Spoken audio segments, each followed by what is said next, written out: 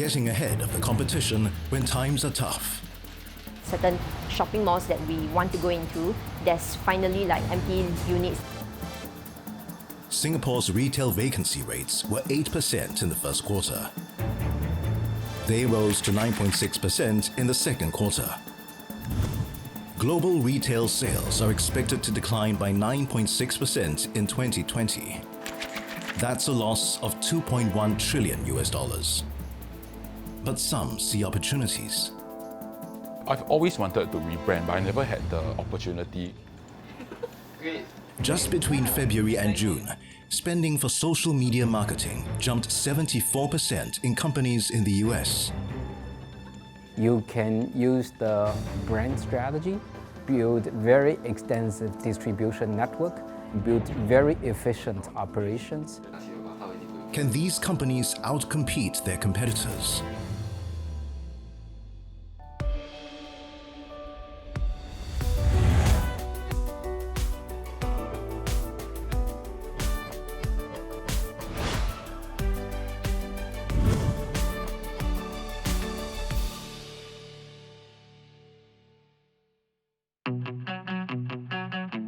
A 10th outlet is in the works for home and lifestyle store Ayuga. Jaslyn, one of its founders, is undeterred despite her experience during the circuit breaker. When the circuit breaker set in, all 9 retail stores were closed.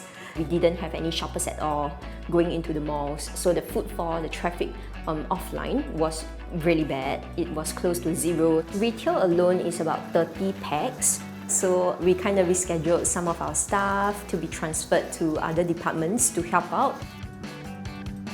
Reshuffling her retail staff was easy, but moving some of Ayuga's stocks was not. So this is where our luggages are stored. So you can see that they are all stacked on top of each other. Pre-COVID, travel and outdoor did really well. But during COVID-19, we did not sell any, I think more than 10 throughout the last 3 months. That also translates to a higher storage cost for us in the warehouse. The opportunity cost can go up to about 20-30%. So I would say that like the maximization of space is crucial during circuit breaker. Fortunately for Ayuga, before its first retail store opened in 2018, it was a fully online brand.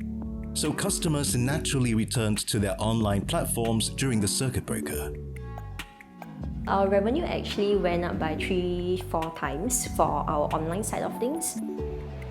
Ayuga's online sales were also a success because of the product categories they offered and the products they chose to bring in for the first time. What we're selling are home and lifestyle essentials that people need during this circuit breaker period. So on a weekly basis, we are bringing in at least 10 to 20 new arrivals. Yeah, so that period of time, we brought in even more. We were in a very good position during the first lockdown, and we adapted to it pretty fast. We even sold surgical masks at cost price, mainly because we had these like great connections with the factories. What you get in return is exposure for the brand. So alongside masks, you see them buying other stuff. So I feel that it's a very good strategy and approach in terms of like instead of capitalizing on such a sensitive period. Another company jumping on the bandwagon to sell essential items, Nanotech Preventive Healthcare. This Singapore research company worked hard to launch hand sanitizers during the circuit breaker. During the COVID-19, there were a lot of runs on personal protective equipment, hand sanitizers and stuff like that. So we actually went back to our labs and we formulated our first Rosinco-infused alcohol-based hand sanitizers. Their sanitizers have a special ingredient. It's the only additive in the world that you can find that is antiviral, antibacterial, anti-odor and antifungal at the same time. When we infuse Rosinco into this hand sanitizer, Rosinco actually leaves a 6-hour protection on your hand. So it actually protects you even after the alcohol dries up. They've also kept their prices low, despite the global price surge for sanitizers. We don't want to set our profit margin too high because these are necessities. And of course, As a new product, we will also want to price it very competitive to what the market is selling. Before the pandemic, the first products they launched were not for humans. Nantipad's pet shampoo and pet cream was actually our first two products that Nanotech Preventive Healthcare actually launched into the market. Sales for their pet shampoo also increased when the pandemic hit. Pre-COVID-19, it was very tough to educate the public that there is viruses and bacteria on the surface itself. Fortunately, COVID-19 kicked in, and this helped our marketing efforts tremendously. After the COVID-19, we actually experienced about 100% increase in sales. Corn kernels from South Africa and France, packaging from China, and manufacturing in Malaysia. For a Singaporean popcorn company, its supply chains are global. But its lean business operations in Singapore reaped benefits when the pandemic hit. We're very lean, we don't have a physical store, no rental. So during the COVID period, right, we were not really affected. We're actually quite lucky to grow 247% during this period. I would attribute most of our success to having a watertight business plan. How do you constantly pivot and innovate to adapt to in times of crisis? Zach did not stop working during the circuit breaker. He used the downtime to give his popcorn packaging a new look. I've always wanted to rebrand, but I never had the opportunity. It's a very costly and timely exercise. So I felt that during the circuit breaker period, it was a perfect opportunity. So some 2 years ago, we actually started with this orange packaging you see right here. It's quite small. So during the rebranding process, we actually rebranded to the snack monsters that you see here. So why did we rebrand? I mean, I felt that it's actually nice, but inside it doesn't communicate that inside is popcorn. And also we can move on. We also can have merchandising. It's all about brand equity. I feel that people know you through your product or your mascots. So red ocean strategy, it's also called competitive strategy. The focus is how can firm compete with the other players in the same market space. For instance, how they can build the entry barriers to not allow the potential entrants or new players come into your space. You can use the brand strategy, build very extensive distribution network, build very efficient operations. We are priced at 50% lower than what the current market is offering. Pushing prices down to compete in a crowded market space. Does the strategy work?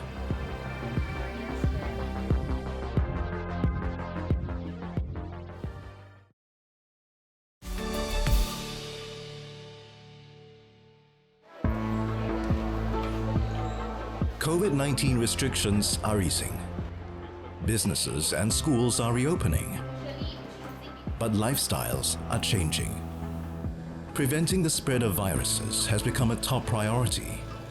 Nanotech Preventive Healthcare has been launching new products to meet these demands. Rosinco is able to infuse into plastics. So we actually infuse Rosinco into surface protective films, antibacterial recyclable bags, antibacterial diapers. But they are not doing it alone. By partnering with other businesses, they're able to infuse Rosinco into products beyond their manufacturing capabilities at an affordable price. So today we are here to install our antibacterial, antiviral film onto the high touch point surfaces such as your tables, your cupboards. We are priced at 50% lower than what the current market is offering. We only price ourselves at probably 20 to 30% markup margin.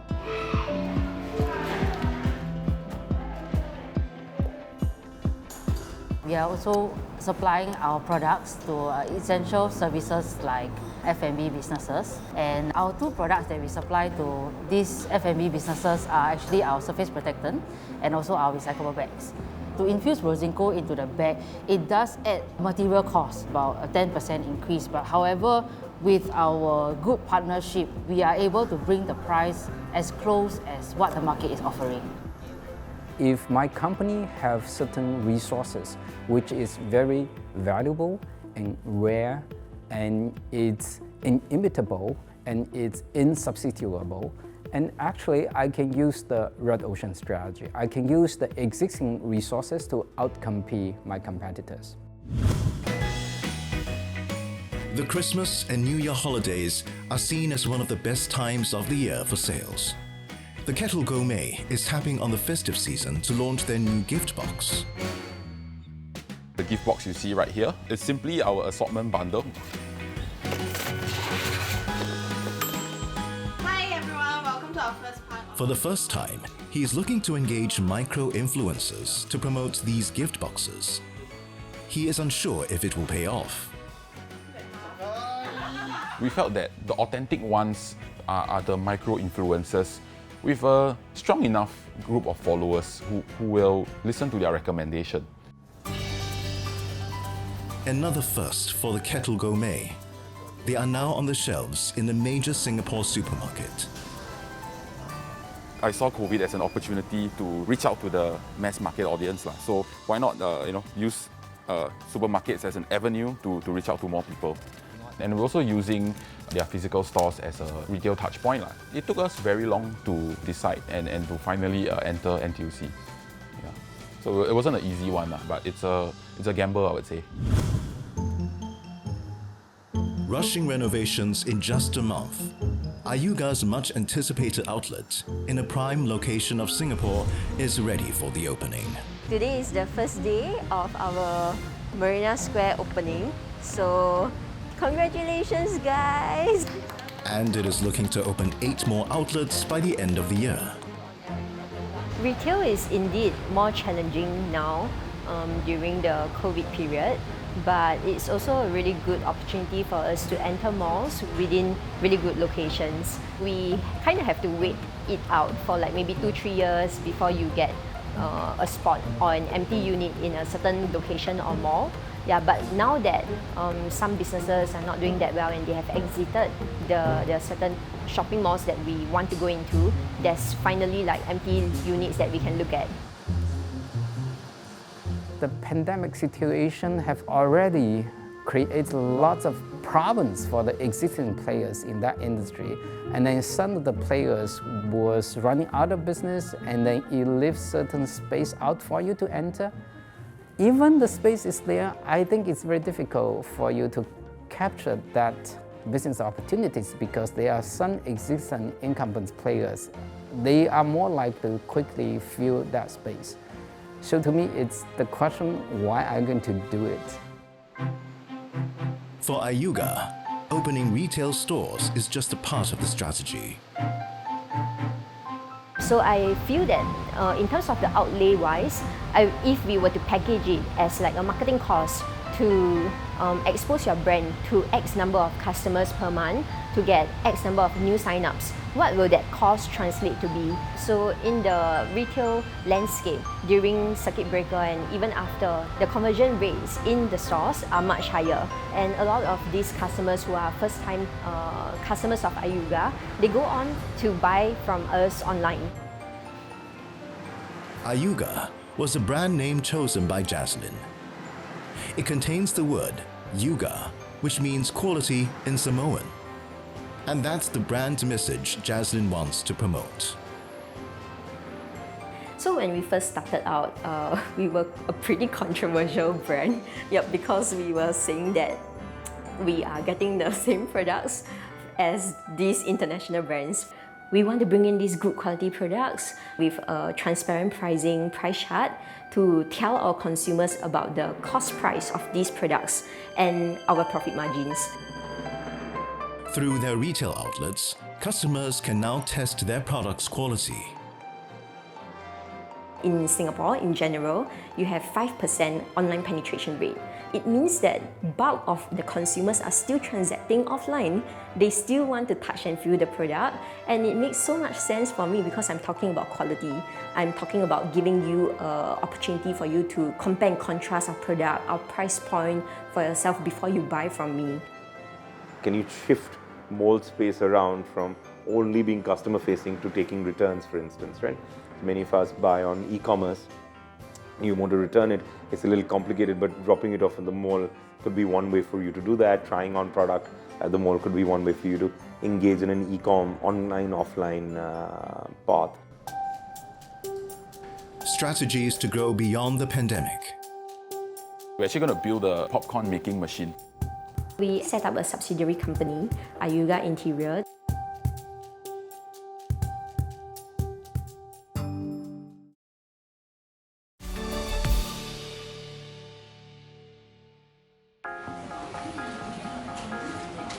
During circuit breaker, demand for some products skyrocketed.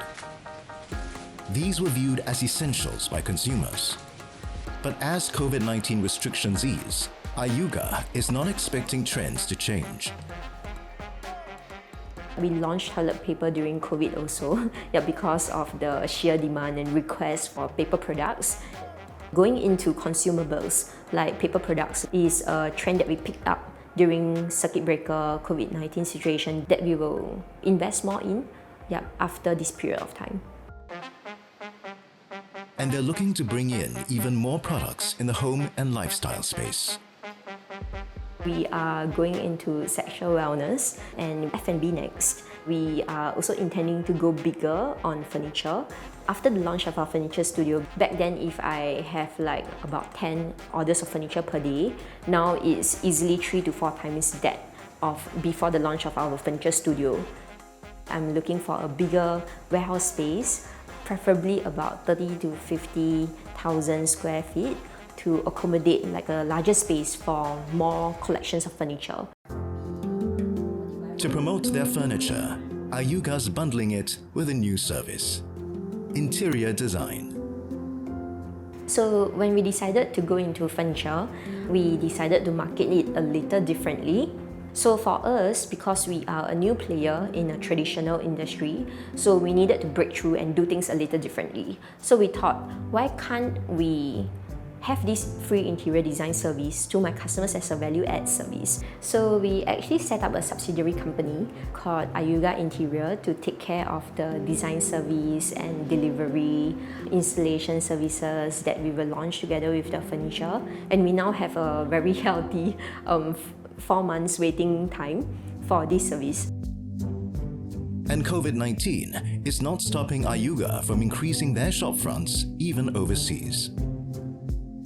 We have one retail store in Indonesia now, in Jakarta, and we just secured our second retail store. If the vaccine is found, then I think people will still resume shopping in retail stores again. So I would say that in general, overall, not a lot of impact on our expansion plans. And we are looking forward to expand into 2 more countries by end of the year. There were some companies that were small, or perhaps I'd argue weak, and this opportunity has given them a chance to jump up the ladder. This is a once-in-a-lifetime opportunity for them. I would argue that this is the time for them to capital raise. This is the time for them to think about how to entrench themselves and embed themselves with their customers, so that they become a permanent feature in their lives, as opposed to retreating once the pandemic recedes. A successful rebranding for the Kettle Gourmet brought their products overseas despite the pandemic.